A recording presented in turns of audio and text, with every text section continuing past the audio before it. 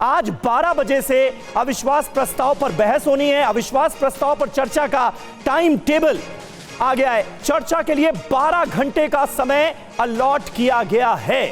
पहली बड़ी बात यह कि अब चर्चा जो इस मुद्दे पर होगी, अविश्वास प्रस्ताव पर चर्चा होगी, वो 12 घंटे की होगी और बीजेपी को 6 घंटे 41 मिनट का वक्त मिला है और चर्चा के लिए 12 घंटे का कुल समय अलॉट किया गया और कांग्रेस को 1 घंटे 9 मिनट का वक्त दिया गया है, जेडीयू को 21 मिनट और टीएमसी को 30 मिनट। यानी पूरा जो अविश्वास प्रस्ताव पर चर्चा का टाइम टेबल है वो इस वक्त आ चुका है। और सुप्रिया श्रीनेत हमारे साथ कांग्रेस पार्टी की प्रवक्ता इस वक्त मौजूद हैं। कांग्रेस पार्टी को 1 घंटे 9 मिनट मिले हैं इस चर्चा में अपनी बात रखने के लिए। कौन कौन से अहम मुद्दे होंगे जिनको आपकी पार्टी तरजीह देने वाली है, सुप्रिया?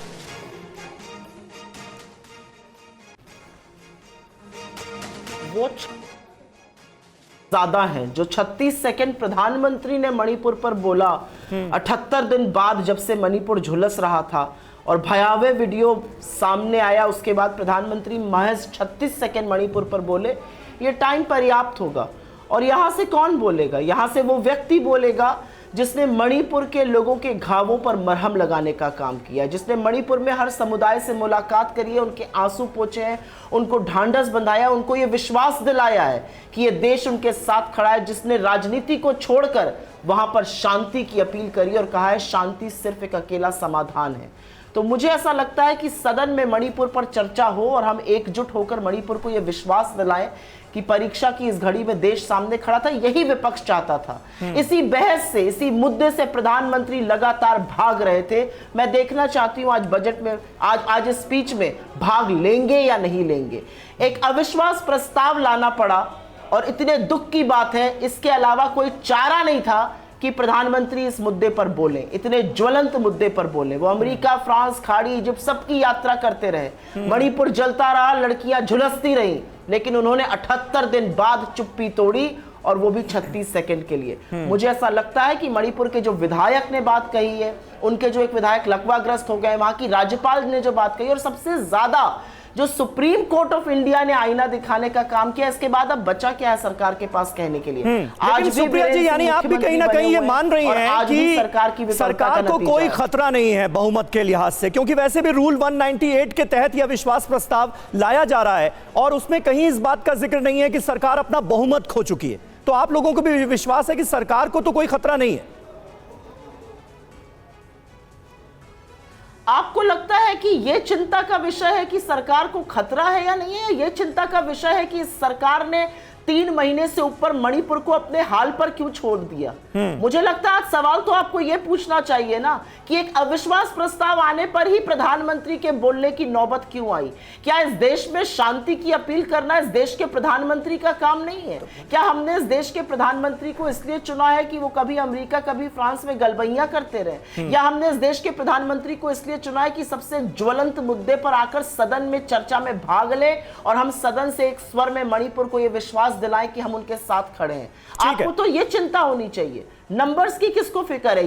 ये भारत के एक राज्य का ठीक है और वो राज्य चल रहा है 3 महीने से। आरपी सिंह जवाब देंगे, मुझे लगता है बेहतर जवाब दे पाएंगे आपके इस सवाल का। सिंह साहब, इसे आप कैसे देखते हैं? एक तो ये कि मणिपुर पर चर्चा करने के लिए अविश्वास प्रस्ताव लाना पड़ा, जैसा कि सुप्रिया श्रीनेत कह रही हैं। क्या इतना ज्यादा मजबूर करना पड़ा सरकार को, जो सरकार अब इस पर बहस करेगी, इस पर बात करेगी? और दूसरा ये कि मुख्य मुद्दा मणिपुर है, सरकार को स्टेबल इनस्टेबल करना नहीं मुद्दा है। नंबर्स को लेकर वो भी चाहती है कि यह सवाल नहीं होना चाहिए। क्या आप इस बात को इसी तरीके से देखना चाहते हैं कि यह बात नंबर्स की नहीं है, सिर्फ मणिपुर का मुद्दा है?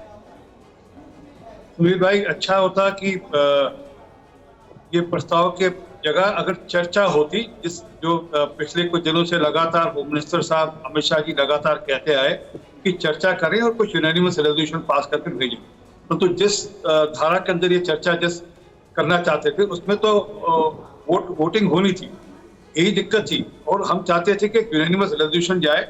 और ये भी अच्छा लगा आज सुप्रिया बहन प्रधानमंत्री जी को अपना प्रधानमंत्री भी मान रही है, तो अब तक तो प्रधानमंत्री मानती नहीं थी कि हमारे प्रधानमंत्री हैं।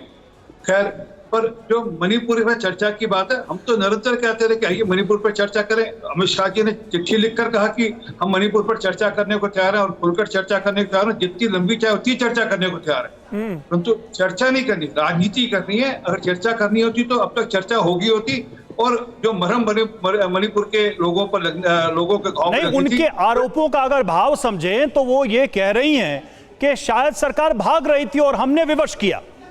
ये जो नो कॉन्फिडेंस मोशन लाया उसके बहाने हमने सरकार को विवश किया। समीर भाई, तथ्यों से कैसे मुंह मोड़ सकते हैं? चिट्ठी तो ऑन रिकॉर्ड है अमित शाह जी की, ऑन रिकॉर्ड चिट्ठी है अमित शाह जी के होम मिनिस्टर साहब की, दोनों सदनों के नेताओं को चिट्ठी लिखकर कहा आइए चर्चा करिए और जितनी मर्जी लंबी चर्चा करिए। ठीक है, आप ये कह रहे हैं कि चर्चा के लिए सरकार डे वन से तैयार थी इस मुद्दे के उठने के बाद, और गृह मंत्री अमित शाह ने इस बात का जिक्र किया सदन में। सुप्रिया जी, यानी कुल मिलाकर नियम का मुद्दा फंसा। 267 के तहत आप लोग चाहते थे, 176 के तहत सरकार कराने के लिए तैयार थी, जिसमें अल्पकालिक चर्चा होती 2.5 घंटे की, अब 12 घंटे की हो रही।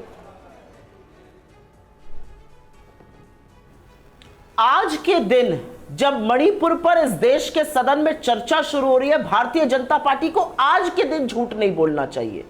मैं 3 बातें कहकर अपनी बात खत्म करती हूं और उसके बाद मुझे जाना है।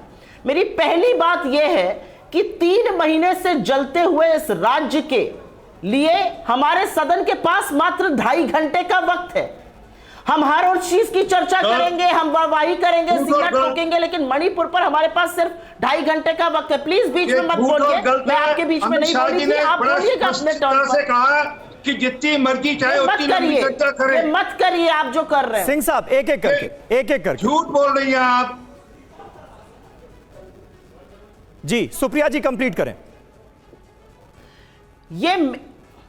ये मेरे और आपके ड्राइंग रूम में मुशायरा या कवि सम्मेलन नहीं हो रहा है, ये भारत के सदन में चर्चा हो रही है और संविधान में निहित कुछ नियम, कुछ कानून होते हैं जिनके तहत चर्चा होती है।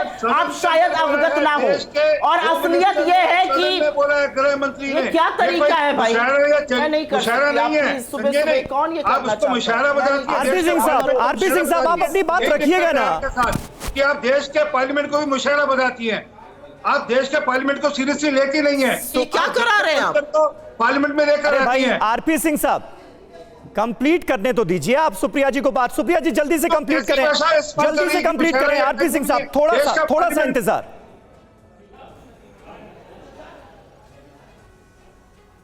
आपके यहां उनकी आवाज डाउन करिए पहले, अदरवाइज मैं कभी भी ये शो नहीं ज्वाइन करूंगी। ये कोई तरीका नहीं होता है। एक गंभीर मुद्दे पर चर्चा हो रही है। Put down his fader while I am speaking.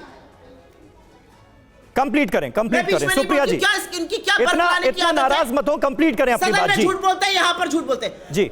नहीं, मैं होंगी नाराज, मेरा टाइम वेस्ट होता है आपके शो में सुबह आकर जब ये तमाशे होते हैं यहां पर। मैं सिर्फ ये पूछना चाहती हूं कि क्या मणिपुर के लिए हमारे देश के सदन के पास मात्र 2.5 घंटे हैं? नियम कहता है 2.5 घंटे से ज्यादा चर्चा नहीं हो सकती। ये कौन होते हैं बताने वाले? लंबी चर्चा कर लो, कोई ड्राइंग रूम डिस्कशन है क्या? बात शुरू तो करो। एक डिस्कशन का रूल है संविधान में, पहली बात। दूसरी बात, अमित शाह जी से क्या चर्चा हो? अमित शाह नेता सदन है लोकसभा के, अमित शाह इस देश के प्रधानमंत्री हैं। अरे अमित शाह तो 4 दिन वहां रहकर आगे, उनको पता ही नहीं था उस भयावह घटना के बारे में और उसकी जैसी सैकड़ों घटना के बारे में। अमित शाह ने तो एक ऑल पार्टी मीटिंग बुलाई थी जो विफल हो गई। अमित शाह को तो क्या बोला जाए, इतने विफल गृह मंत्री है। मणिपुर जल रहा है, मिजोरम में आग फैल रही है, हरियाणा बगल में जल रहा है। उत्तर ले लेते हैं सिंह साहब, जल्दी से क्विक रिस्पॉन्ड करिए उनके आरोपों का। एक क्विक रिस्पॉन्ड करिए। अभी मैंने अपनी बात पूरी नहीं करी है, मुझे उसके बाद जाना है।